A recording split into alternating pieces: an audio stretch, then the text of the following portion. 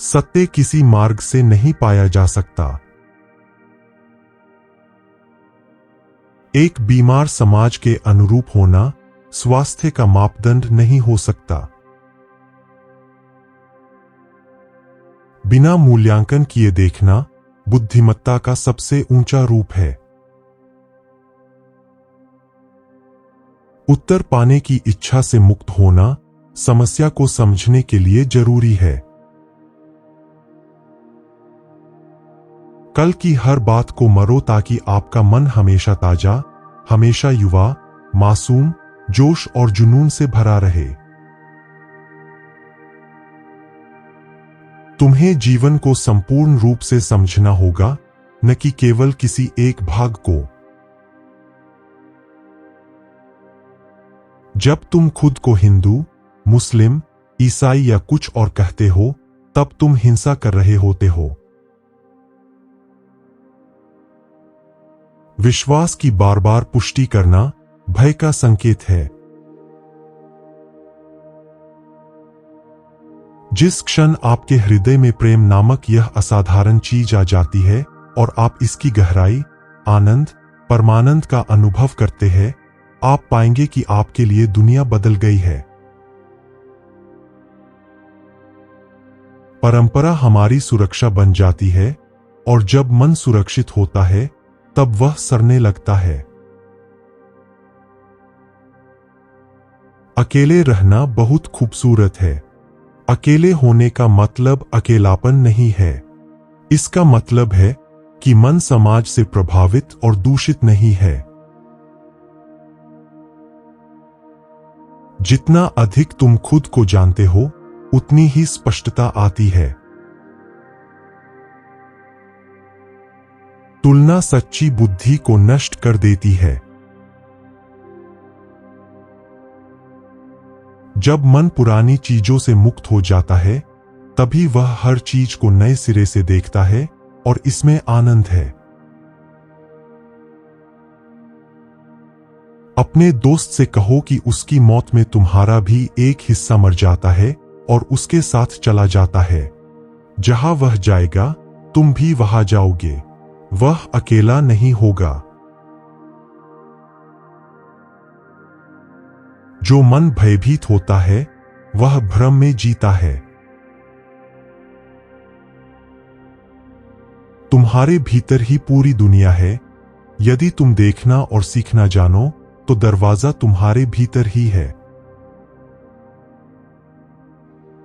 निर्णय के बिना देखना, यही सबसे बड़ी बुद्धिमत्ता है।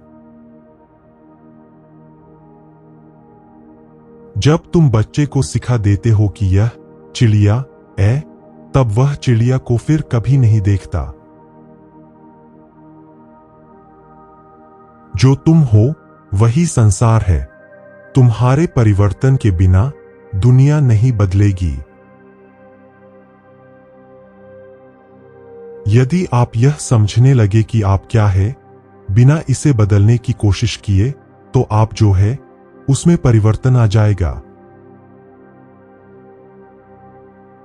जब तुम अपनी कैद पर सवाल उठाते हो, तभी उसकी मूर्खता दिखाई देती है।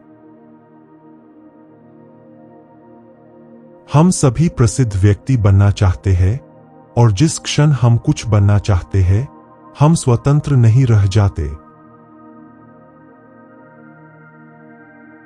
किसी समस्या को समझने के लिए उत्तर की इच्छा से मुक्ति आवश्यक है।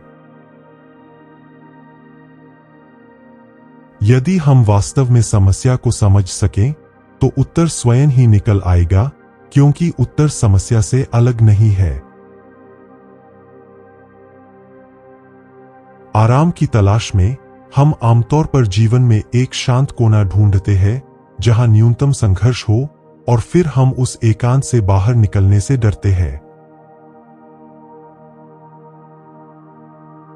व्यक्ति को कभी भी अज्ञात का भय नहीं होता, उसे ज्ञात के समाप्त हो जाने का भय होता है।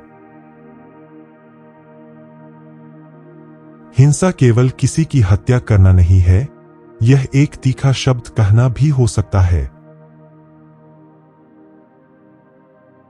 आप चाहते हैं कि कोई आपसे प्रेम करे, क्योंकि आप स्वयं प्रेम नहीं करते, लेकिन जिस क्षण आप प्रेम करते हैं वह समाप्त हो जाता है।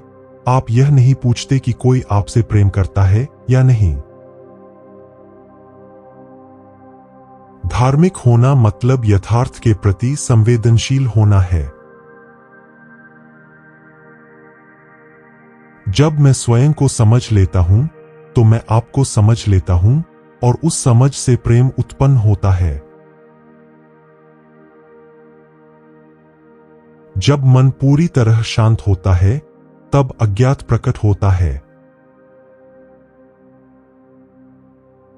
यदि हम अपनी खुशी के लिए दूसरे पर, समाज पर या पर्यावरण पर निर्भर रहते हैं तो वे हमारे लिए आवश्यक हो जाते हैं। हम उनसे चिपके रहते हैं और इनमें किसी भी परिवर्तन का हम हिंसक विरोध करते हैं, क्योंकि हम अपनी मनोवैज्ञानिक सुरक्षा और आराम के लिए उन पर निर्भर रहते हैं। मनुष्यों के बीच संबंध तभी संभव है जब हम जो है उसे स्वीकार करें, न कि जो होना चाहिए उसे। जब आप एक बार किसी चीज को झूठ मान लेते हैं जिसे आपने सत्य, स्वाभाविक, मानवीय मान लिया है, तो आप कभी भी उस ओर वापस नहीं जा सकते। सही सवाल पूछना उत्तर पाने से कहीं ज्यादा महत्वपूर्ण है। किसी समस्या का समाधान समस्या को समझने में निहित है। उत्तर समस्या से बाहर नहीं, बल्कि समस्या में ही है।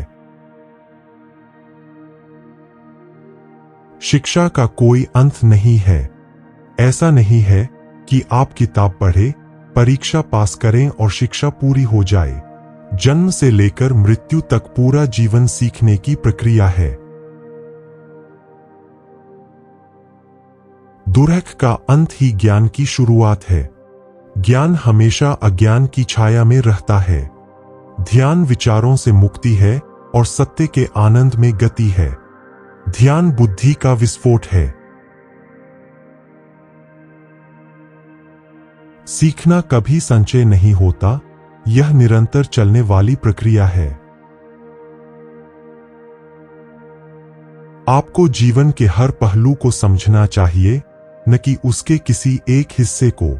इसीलिए आपको पढ़ना चाहिए, इसीलिए आपको आसमान की ओर देखना चाहिए, इसीलिए आपको गाना चाहिए, नाचना चाहिए, कविताएं लिखनी चाहिए, कष्ट सहना चाहिए और समझना चाहिए, क्योंकि यही सब जीवन है।